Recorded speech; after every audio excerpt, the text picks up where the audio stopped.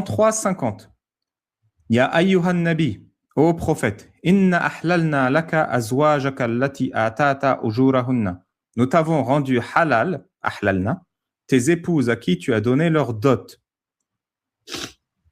Ce que tu possèdes légalement parmi les esclaves qu'Allah t'a donné. C'est Allah qui donne à Mohammed des esclaves. Hein.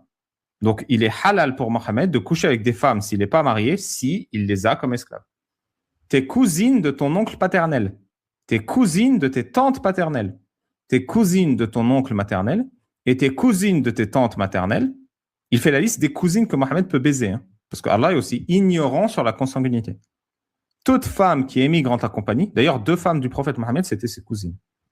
Toute femme qui émigre en ta compagnie, ainsi que toute femme croyante qui fait don de son corps au prophète, pourvu que le prophète consente à la niquer. En arabe, c'est « an yastankihaha ».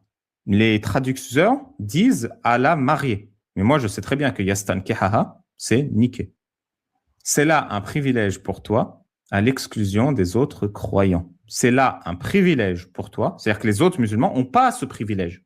Le privilège du prophète, c'est de pouvoir baiser sans contrat de mariage et sans dot. Pourquoi sans contrat de mariage? Parce que les témoins du contrat, il faut 2 témoins à chaque mariage, c'est Allah et l'ange Gabriel. Donc Mohammed a ces 2 témoins, il n'a pas besoin de témoins humains. Nous savons certes ce que nous leur... c'est un privilège pour toi à l'exclusion des autres croyants.